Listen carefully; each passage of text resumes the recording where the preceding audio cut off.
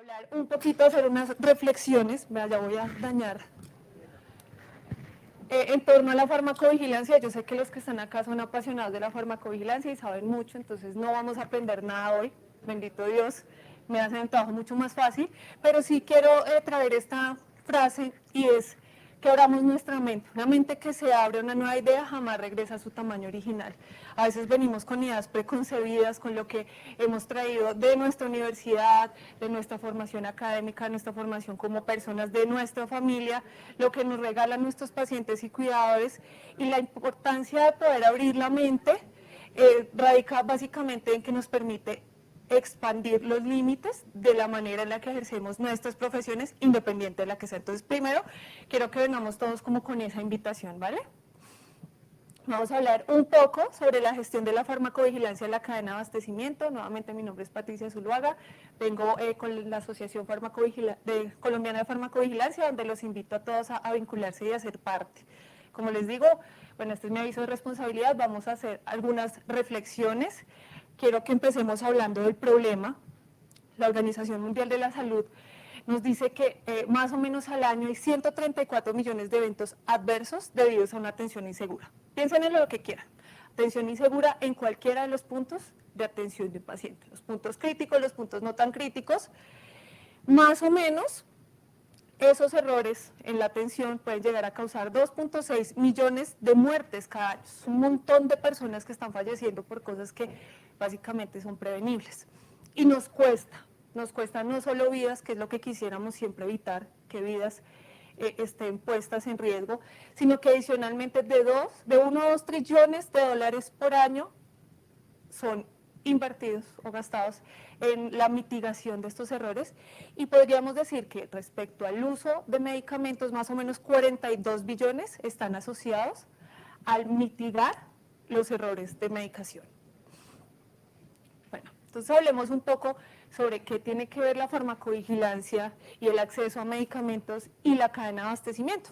¿Cuál es el objetivo más grande que yo podría ver en el uso de medicamentos? Que tengamos medicamentos de calidad, que sean eficaces, que adicionalmente obviamente sean seguros, pero que estén disponibles. Nada me gano, yo voy acá a la doctora Luz Dari, que es una abanderada del tema de abastecimiento y le hemos trabajado duro a eso. Nada nos ganamos con tener medicamentos muy, muy buenos, que en Colombia creo que tenemos medicamentos de muy buena calidad, si no los tenemos en la cama del paciente. Y eso es un deber de una cantidad de personas, no solo de químicos, farmacéuticos, auxiliares, regentes, sino otras personas que están detrás de la cadena de abastecimiento y delante de nosotros. Nosotros como farmacéuticos, y disculpen si muchas veces hablo de nosotros porque soy química farmacéutica, pero los que estamos en la farmacia estamos en la mitad entre lo que viene de toda la cadena antes de llegar el medicamento al hospital.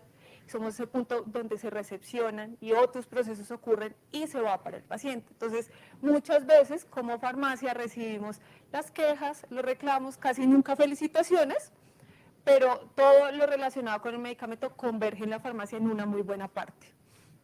Ahora, la OMS nos pide, cuando sacó su lista de medicamentos esenciales, que los medicamentos deben estar disponibles en los sistemas de salud en todo momento. No por la mañana, no por la tarde, no por la noche, sino en todo momento, porque en cualquier momento nos va a llegar un paciente con una urgencia vital. Evidentemente no podemos tener el 100% de los medicamentos, qué rico sería eso, pero sí debemos tratar que la menor cantidad de urgencias por no disponibilidad ocurran dentro del hospital, de la clínica. Y adicionalmente que estén las formas farmacéuticas apropiadas, también de acuerdo a nuestros pacientes, a nuestro rango etario. Por ejemplo, para pediatría vamos a tener que disponer de muchas más soluciones orales que de repente formas farmacéuticas sólidas. Adicionalmente debemos garantizar que haya calidad, que haya información a un precio, que dicen que tiene que ver eso con la farmacovigilancia, bueno, ya lo vamos a ver, y que la comunidad y el sistema de salud y la sociedad en general puedan mitigar esos costos asociados al uso de medicamentos, no solamente el medicamento, sino al uso. Por ejemplo, a la inversión en tecnologías que permitan mejorar la seguridad, por ejemplo, de administración de claritromicina.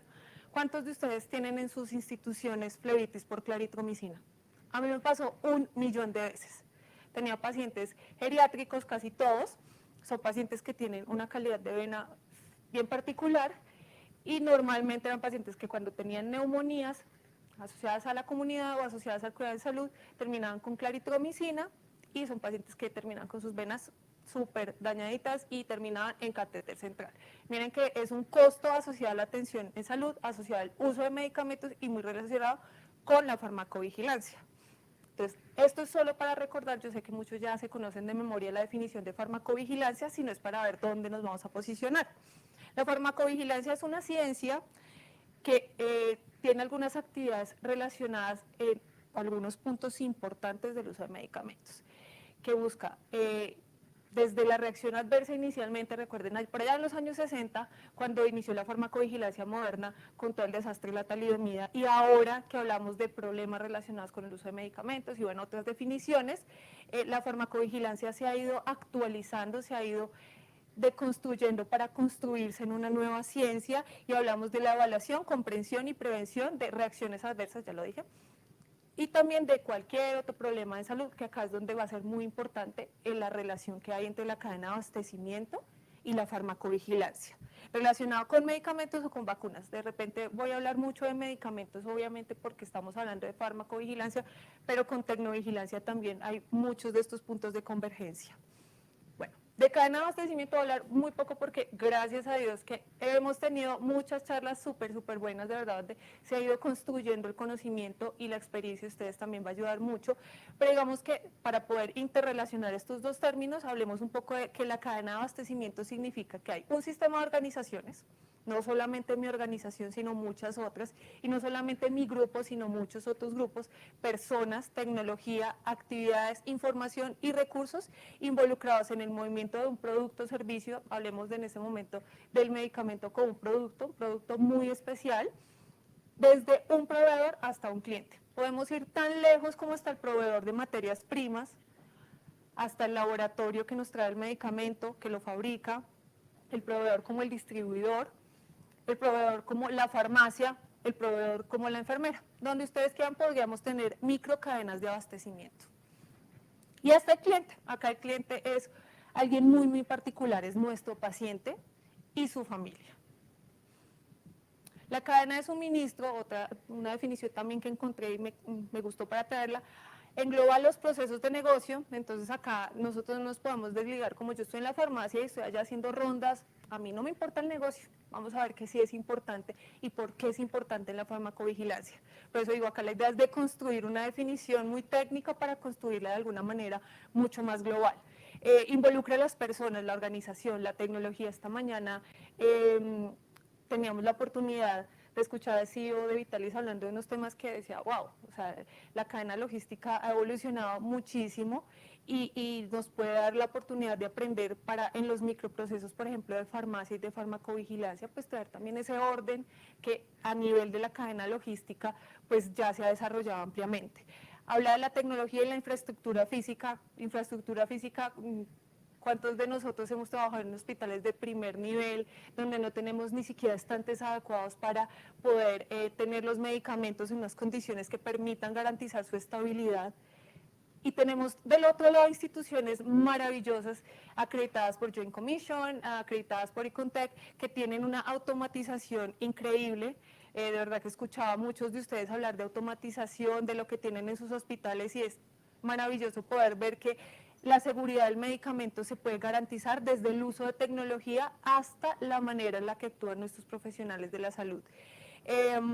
Acá pues, es importante que todo va en términos de un servicio y un producto que se ofrece y se satisface una demanda que es poder ayudar a los pacientes a restablecer la salud. ¿Qué pasa en el caso de los medicamentos? El abastecimiento de medicamentos es muy particular porque nuestros clientes son pacientes. A un paciente no le podemos decir, se lo decimos lamentablemente muchas veces, pero no deberíamos llegar a decirle, no hay. Señor, lo siento, no hay su medicamento. Y nos duele. A mí me duele mucho cuando tengo que decirle a un paciente, no hay. Es diferente si voy y compro un televisor en Catronics y me dice, no hay. Bueno, pues yo vengo mañana, pasado mañana me cuenta cuándo hay y vengo y lo compro. Son productos muy particulares los medicamentos. Además, el medicamento es un bien de salud pública y como tal debe ser tratado.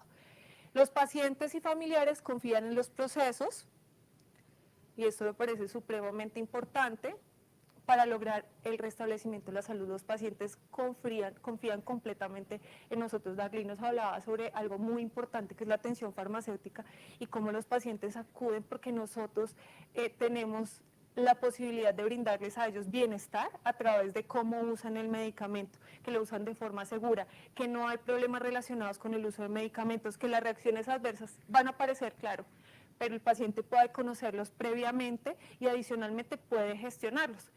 Por ejemplo, tenemos una paciente que tome metotrexate semanal porque tiene una enfermedad de origen reumatológico y la paciente fue al médico. Ella muy contenta con su metotrexate, el médico le dijo tómese sus 5 tabletas semanales, escoja el día y ella muy feliz y contenta, a veces los toma el miércoles a las 7 de la mañana. Los que de pronto han tenido pacientes en atención farmacéutica con enfermedades reumatológicas saben que ese paciente no va a poder ir a trabajar ni el miércoles, ni el jueves, ni el viernes. ¿Por qué?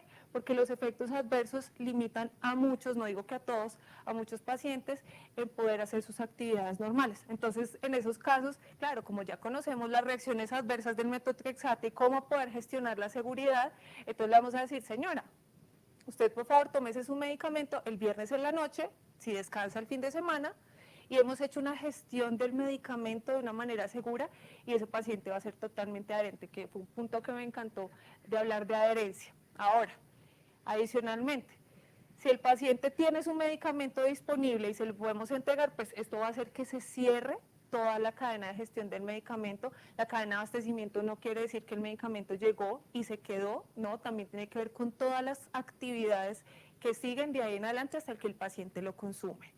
Listo, entonces ya vamos cerrando un poco los diferentes términos de lo que vamos a hablar hoy. En cuanto a la logística del medicamento, quiero traer estos puntos a consideración de ustedes y es, los recursos son limitados. Yo no creo que exista acá, ni siquiera nuestros colegas de las fundaciones y de las instituciones acreditadas Joint Commission me pueden decir que les dicen sí a todo. Hay en algún momento que les dicen que sí, qué rico, pero hay ocasiones en las que dicen no, los recursos son limitados. Que en unas instituciones hay más que en otras, sí, claro, obviamente, pero el recurso en salud es limitado y debe usarse de una manera tal que permita favorecer a la mayor cantidad de población posible. Adicionalmente, ya lo comentaba, los medicamentos son bienes de interés en salud pública. No se pueden tener todos los medicamentos que existen en la farmacia. Hablaba un poco Esteban esta mañana sobre las consignaciones y que muchos de los medicamentos en la medida de lo posible podrían manejarse en consignación. Creo que a muchos nos funcionan las instituciones. Tenemos una consignación, lo manejamos y desde el punto de vista logístico está y el paciente que llega lo necesita, lo tiene disponible, que es una de las preocupaciones del uso racional y seguro de los medicamentos, que el medicamento esté disponible. ¿Cómo sé eso? Pues porque conozco muy bien las dinámicas de mi institución, el perfil epidemiológico, conozco muy bien el personal en salud, conozco muy bien mis procesos y puedo establecer qué procesos me permiten o no hacer algunas adecuaciones en la farmacia.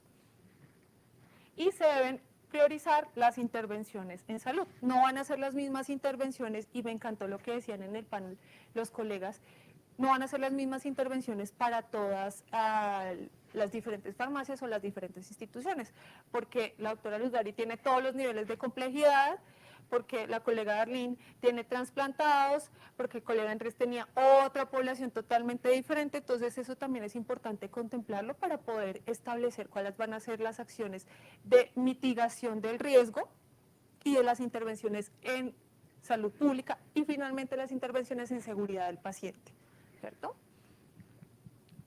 ¿Qué implica entonces la gestión del medicamento y la gestión de la cadena logística? Implica la planificación de un recurso económico, del personal, de los servicios, de cómo voy a programar las cirugías, bueno, cómo voy a programar los diferentes servicios, cómo va a funcionar y cómo lo voy a evaluar, ¿no? Una cosa que pasa en nuestros procesos es que si algo nos funciona una vez, bueno, ya que siga.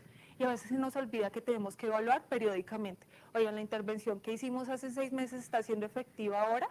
Ese cambio que hicimos, por ejemplo, en el caso de la claritromicina, que veíamos muchas flebitis y dijimos, no, pues entonces hagamos inserciones de catéteres periféricos a vena central con determinados pacientes a los 6 meses desde el punto de vista de costo, de seguridad del paciente. ¿Sí funcionó? No, no funcionó. Bueno, entonces miremos qué podemos hacer. ¿Qué nos dice, por ejemplo, el ISMP el Instituto para las Mejores Prácticas en el uso de medicamentos, en cuanto al uso de medicamentos que pueden generar flebitis. Miremos, referenciémonos con instituciones del país, miremos qué podemos hacer con las mejores prácticas internacionales, Joint Commission. Así no sea, por ejemplo, una institución acreditada Joint Commission, puedo tomar los estándares y ver qué me puede servir de acuerdo a la realidad de mi institución. Y algo que pasa, y es como lo que yo he visto, que es esas fichas que no encajan entre lo administrativo y la cadena logística y lo asistencial y la farmacia, es que a veces uno se focaliza mucho en etapas administrativas y se deja de lado por allá lo que pasa en el área asistencial. Y yo creo que muchas veces yo lo hacía, a veces me tocaba. Nos peleábamos con los de compras porque no entendían por qué este medicamento, por qué no el otro, porque si el nombre es parecido yo no puedo utilizar eso, eso parece eso, yo creo que es igual.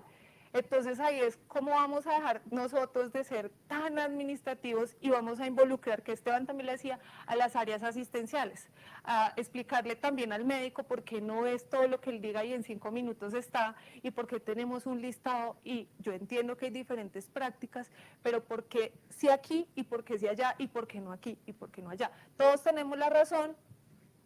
Y entonces es muy difícil a veces poder mediar. Cuando se generan trabajos en conjunto, esos problemas de alguna manera disminuyen. Yo he visto, digamos que experiencias exitosas que cuando se involucra a los administrativos, por ejemplo, los de logística, las personas de compras, en uno que otro comité clínico, entienden, claro, ya entiendo al doctor de la UCI porque se pone bravo si no hay tenecteplase. El de logística no tiene por qué saber. Para nosotros es absolutamente claro que si no hay tenecteplase es gravísimo, pero porque el de compras dice, no, pues mañana, y eso nos ha pasado a todos. Y por acá está Luz Dari que ríe, y nos pasa a todos, y nos va a seguir pasando en la medida que sigamos teniendo muchos esfuerzos cada uno desde su lugar, y eso finalmente va a impactar a la farmacovigilancia. Uno de los aspectos que nosotros vemos cuando hacemos un análisis de farmacovigilancia o hacemos un análisis desde seguridad del paciente es si hubo disponibilidad del medicamento. Imagínense que nos llega cualquiera de las IAS, dice la doctora Rosdari, porque un paciente, ¿dime? La asustaduría, porque no había tenecteplase en un servicio y el paciente lamentablemente falleció.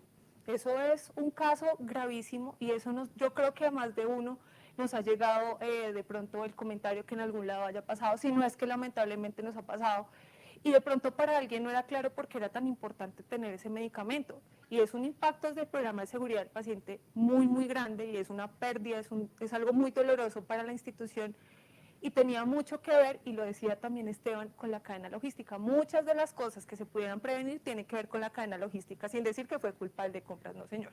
Él tampoco tenía el conocimiento de por qué era tan importante y de pronto se le olvidó a alguien que tenía que hacer la compra. Listo. Si bien las actividades de suministro no se limitan a compra y dispensación de medicamentos y dispositivos médicos, porque ahí sí es nuestra culpa, nosotros los farmacéuticos creemos que somos los únicos que estamos en la institución, pero sí es lo que se lleva la mayor cantidad de los recursos de cada institución.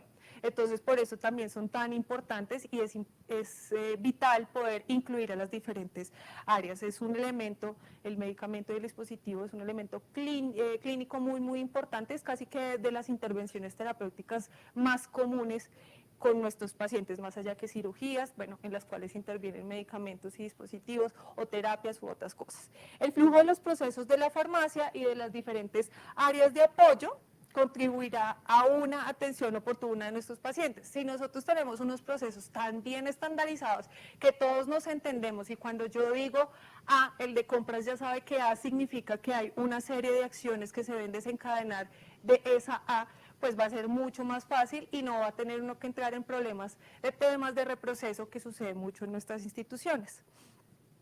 Y finalmente, pues, ¿cuál es el objetivo de proponer un trabajo en conjunto con todos los actores de cadena de abastecimiento y todos los actores clínicos? Que a la final, pues, haya un uso racional de los medicamentos. La OMS, ¿qué nos dice al respecto? Que los pacientes reciben los medicamentos apropiados, el que necesita el paciente, a la dosis que se ajuste a sus requerimientos. Entonces ahí están nuestros colegas que hacen atención farmacéutica y están con el médico ahí apoyando claramente que se cumplan esos objetivos terapéuticos. durante un periodo adecuado de tiempo, y eso, por ejemplo, es muy claro cuando hacemos seguimiento desde el programa de farmacovigilancia al uso de antibióticos, doctores que ya va 25 días de claritromicina y pues como que no, que tenga una adecuada duración de la terapia y después nos quedamos por esos perfiles epidemiológicos de nuestras instituciones resistente a todo, pues. Y ahí no estamos trabajando en conjunto con nuestros médicos. Y ya lo habíamos hablado, al costo más bajo posible para los pacientes y para la comunidad. Y la comunidad hablamos de la institución, hablamos del gobierno, hablamos de la comunidad en general, bueno, hablamos de todos los actores. Esto lo traje únicamente para decirles que el uso racional del medicamento es como un rompecabezas donde cada una de las piezas es una actividad que cuando está muy bien ensamblada, a la final lo que se logra es cumplir los objetivos terapéuticos del paciente y que el paciente salga, se vaya para su casa con su salud totalmente restablecida. Y entonces acá podemos decir, no, pues es que hay muchas cosas que dependen de lo asistencial. Obviamente que sí, porque es un acto asistencial el uso del medicamento. Que sea el medicamento correcto, claro, el médico, la indicación, eficacia, efectividad, lo evaluamos todos los actores, seguridad, que sea idóneo para el paciente. Pero miren que también está el buen costo. Y ahí es donde entra la evaluación de tecnologías en salud y dicen, no, pero pues es que desde el punto de vista de salud pública, intervenir a un paciente con un medicamento o una terapia que cuesta $100,000 al año, sí, no, pero es que para el paciente es su vida, para el paciente es el 100%, lo que de pronto para nosotros desde salud pública es el 1%. Y hay que hacer un balance, hablar de costos, hablar con nuestro gerente, porque eso pasa con los gerentes. A mí me pasaba que no querían ponernos más químicos farmacéuticos, no querían más auxiliares, porque no, que eso es una pérdida de tiempo, que vaya el químico y haga la ronda de antibióticos con el médico, ¿para qué? Mira, estos casos de la vida real. Una vez yo estaba haciendo ronda en hospitalización y estaba hablando con una jefe de enfermería, precisamente un paciente que tenía flebitis casualmente, y estaba hablando y que qué hacemos y que no hay que, y pasó, ese hospital era de alguna manera vigilado, no, como que estaban incluidas monjas, entonces pasó una monjita y después fue y le dijo a mi jefe, oiga, pero Patricia, ¿es que la pasa chismoseando con las enfermeras? Vea, se los juro que eso fue lo que dijo. Cuando yo lo que estaba hablando era de ese paciente y qué hacíamos desde el programa de farmacovigilancia para mejorarle los resultados de salud. Entonces, convencer a la gerencia y convencer a los administrativos y convencer al de compras y convencer al de logística que se necesita hacer intervenciones en conjunto no es fácil, pero se logra. Y desde que ustedes puedan impactar en la cultura de seguridad del paciente, créanme que van a poder lograr muchas cosas. A veces las capacitaciones no generan impacto porque hay un problema de cultura. Y desde la seguridad del paciente y desde farmacovigilancia se busca primero impactar, medir en la cultura de seguridad de esa institución que está pasando. Porque puede que para todos la seguridad del paciente, sí, pues eso dice en la 3100 y pues toca cumplirlo. Pero de verdad es una preocupación, yo sé que todos queremos hacer el bien, pero de un tema cultural, de unas instituciones grandísimas, donde la cultura no está como tan arraigada, pues los cambios a veces nos cuestan mucho. Entonces, primero hay que impactar la cultura de la seguridad del paciente y también mezclar a las personas que están en administrativo en temas de seguridad del paciente, porque ellos a veces se sientan pues, en el sexto piso, cuando lo asistencial está del quinto para abajo, y no van a ver qué pasa cuando sus buenas acciones, cuando su buena gestión surte efecto, los pacientes salen con todos sus medicamentos, por ejemplo, los pacientes trasplantados de Arlene se van con todos sus medicamentos y tienen cumplimiento, adherencia y no tienen que regresarse porque no tenían el medicamento, el tema de acceso es vital. Y miren que el buen costo y acá estamos en dispensación, estamos en administración, todo eso está incluido en que el paciente tenga el medicamento esté disponible en la farmacia. ¿Qué es lo que pasa a veces en realidad? Que tenemos un ciclo, y esta es una de las maneras de verlo, puede haber muchas más, desde la prescripción, el almacenamiento, la dispensación, la preparación, administración, seguimiento. Yo más o menos me hablo con todos los actores, pero selección y adquisición. Si no está el químico farmacéutico haciendo selección y adquisición, eso por allá es una ficha que está totalmente desligada del ciclo. Y eso pasa en muchas instituciones. ¿Qué vamos a hacer entonces? Una propuesta es que incluyan a la persona de compras si de pronto no es asistencial en los comités. Cuéntenle por qué es tan importante lo que esa persona hace, porque la persona que está en logística del medicamento, la persona en instituciones más grandes, el equipo de logística es mucho más grande, porque es tan importante lo que esa persona hace. Oiga, mire, don Carlos, lo que pasa es que lo que usted hace es tan importante que el paciente que tenía una cirugía, un trasplante cardíaco, gracias a que usted trajo los dispositivos, gracias a que usted trajo las válvulas, gracias a que usted hizo todo para que el corazón pudiera ser trasplantado, hoy está con sus hijos y está despierto. O sea, son cosas que mueven el corazón, pero que tienen un impacto muy, muy grande, y creo yo que es una cosa que no hacemos de manera pues tan común. Los objetivos del suministro, yo traje estos como por decir cualquier cosa, pero es importante que genere acceso oportuno a medicamentos, que sean de calidad, eficaces y que tengan eficacia y que tengan efectividad, recordemos que son términos distintos, seguridad, costo-beneficio, que permita esa cadena de suministro conservar la calidad de los medicamentos, asegurar el uso racional y obviamente moderar los costos asociados. Esto lo voy a pasar, es solamente para nombrarlos, que desde los diferentes puntos de la cadena de suministro, que esta es una de las maneras que pudiéramos verlo, hay cosas que yo puedo hacer para mejorar el uso seguro de medicamentos. Desde selección y adquisición, pues tener un listado de medicamentos para que no sucedan cosas como que yo pido lo que quiero y lo que quiero traen, o no está disponible porque no está dentro del listado, y no he incluido yo, por ejemplo, a los médicos de cuidado intensivo para que me digan, oiga, doctor, de estos medicamentos, cuáles sí son útiles, cuáles no son útiles, cuáles no están, y cómo podemos mediar para que haya los mejores medicamentos y los que ustedes necesitan, obviamente llegando a una negociación. Que haya un proceso de inclusión claro, medicamentos de acuerdo con el perfil epidemiológico, pues si no tengo pediatría, seguramente otros medicamentos voy a necesitar diferentes, así tengo pediatría, si tengo UCI, si no tengo UCI. Minimizar la posibilidad de compra de medicamentos que puedan confundirse. Esto es supremamente importante y es una de las tendencias globales en seguridad del paciente, el etiquetado diferencial o el uso de estrategias de marcaje. Ustedes mismos, cuando llegan los medicamentos que identifican como LASA, pueden hacer estrategias de marcaje diferencial sin que se vuelva paisaje, ¿no? Eso pasa muchas veces, cuando pongo la etiqueta amarilla, roja, verde, fucsia, dorada, ¿qué sucede? Eso se vuelve paisaje, parece un arbolito de Navidad, entonces tampoco puede ser el extremo. Ya voy terminando, gracias. En la selección de proveedores con un método estandarizado, esto es supremamente importante, que desde la cadena logística haya un proceso claro de compra, ¿no? Y esto no sucede en todas las instituciones.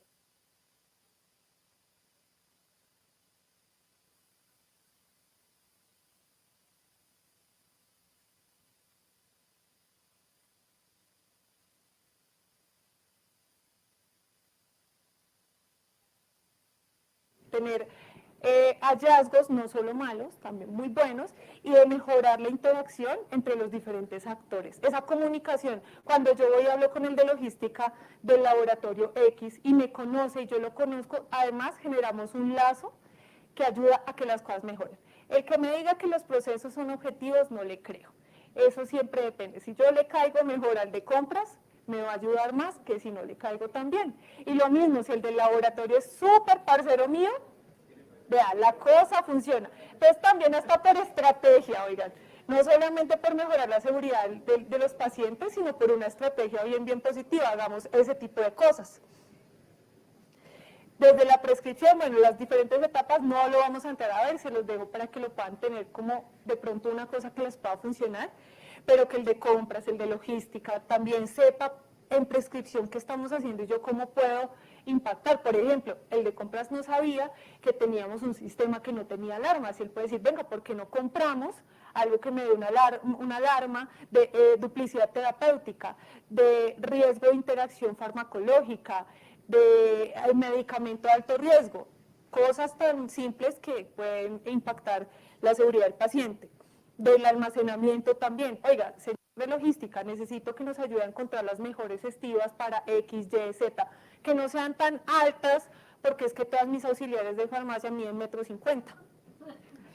¿Pasa o no pasan las y las escaleras que sean estables, más bien pocón? No, pero es que esa escalera sirve, escalera de 2 pasos. Señor, yo necesito una escalera de 4 pasos. Y Él no entiende porque no ha ido a la farmacia, o también en los estares de enfermería. Desde la dispensación también puede haber muchas estrategias, dispensación asistida por tecnología, dispensación por tubos mecánicos, por, bueno, tantas cosas que los que manejan tecnología saben de eso más que yo. En preparación y administración, entonces cómo puedo yo ayudar a que, por ejemplo, las bombas tengan unas librerías muy bien estandarizadas, que todo el proceso logístico se pudiera trazar desde que el medicamento entra hasta que se administra, un software, bueno, tantas cosas que puede haber alrededor de eso.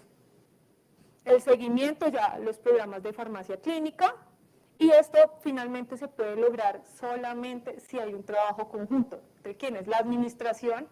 Si ustedes no le cuentan estas cosas a sus jefes, a los gerentes, y no le dicen cuánta plata se pueden ahorrar, ¿cierto, doctora Luzari? Si no hay números de por medio del gerente, si no es de la salud, no les va a comer cuento. Las áreas clínicas, porque ellos son los que generan la necesidad, entidades y gobierno, un trabajo, por ejemplo, tan bonito como el que afortunadamente estamos pudiendo hacer con el Ministerio en temas de desabastecimiento de medicamentos, del cual tengo la gran fortuna de trabajar con la doctora Luzari, y con los proveedores. Los proveedores siempre dicen que sí hay, y si acá hay proveedores, discúlpenme, es con cariñito. Ellos siempre dicen que hay, y ese tal desabastecimiento no existe. Y yo les decía a ellos, ustedes no saben lo doloroso que es para nosotros como farmacéuticos decir no tengo el medicamento en la cama del paciente. El desabastecimiento no quiere decir que no haya en el país, seguramente sí hay, alguien tiene, yo estoy segura. El problema es que yo no lo tengo en la cama del paciente para el verdadero desabastecimiento. Y esto, pues, es importante ir resumiendo y decir que una adecuada gestión de la cadena de suministro de los medicamentos permitirá mejorar la atención de los pacientes, por ende la seguridad del paciente y los programas de farmacovigilancia. Ya no va a llegar la enfermera muerta a la rabia que porque no hay el medicamento y el paciente se le pasó la hora y después que me van a regañar por la auditoría, bla, bla, bla, bla. O sea, eso es toda una cadena. Y para cerrar, quiero invitarlos a que revisen este tema. La OMS nos está invitando a que hablemos de diseño de procesos basado en ergonomía y factores humanos.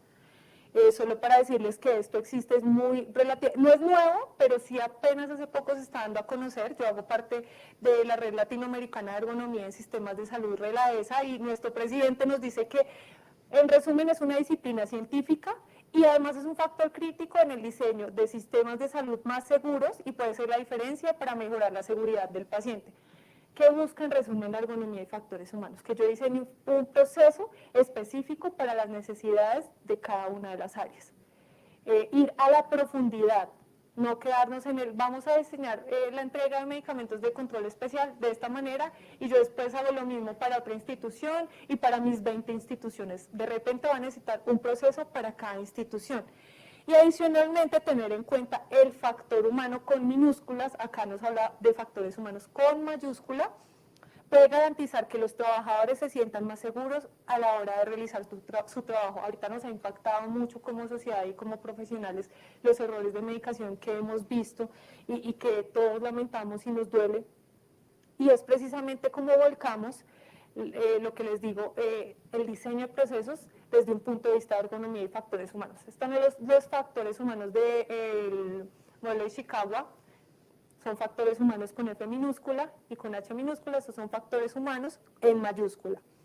Pueden revisar el plan de acción de la Organización Mundial de la Salud de 2021 a 2030, cada uno de los aspectos importantes nos trae nuevamente el Medication Without Harm, porque no hemos cumplido con nada de los objetivos, pero también nos trae un marco de acción teniendo en cuenta los factores humanos y la ergonomía como punto importante y relevante para el diseño de procesos de aquí en adelante. Ojalá que el 2030 todos hablemos de factores humanos.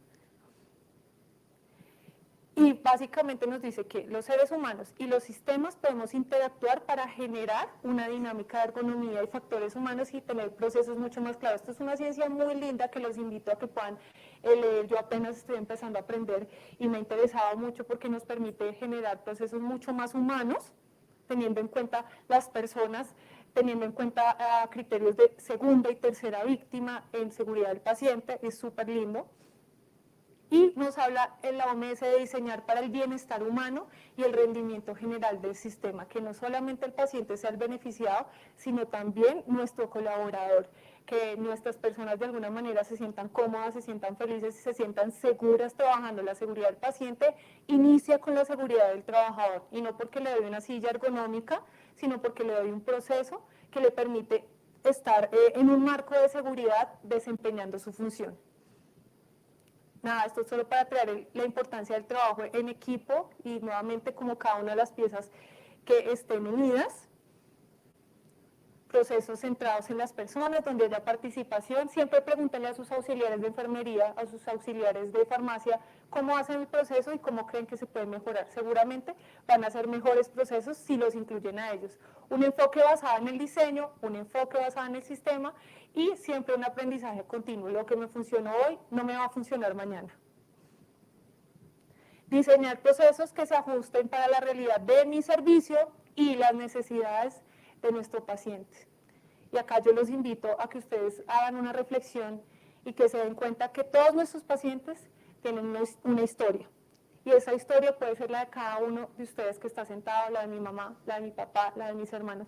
Y de esa manera atendamos a nuestros pacientes, atendamos a nuestro público empáticamente y adicionalmente entendamos que nuestras enfermeras, que nuestros auxiliares, que nuestros regentes, nuestros médicos también son seres humanos, que de la puerta para allá tienen una vida y que de la puerta para acá quieren estar tranquilos, quieren estar bien, quieren poder atender a sus pacientes y los pacientes quieren poder ser atendidos de una manera muy, muy humana. Bueno, eso era todo lo que quería contarles. Muchísimas gracias. Hagámoslo todos por nuestros pacientes.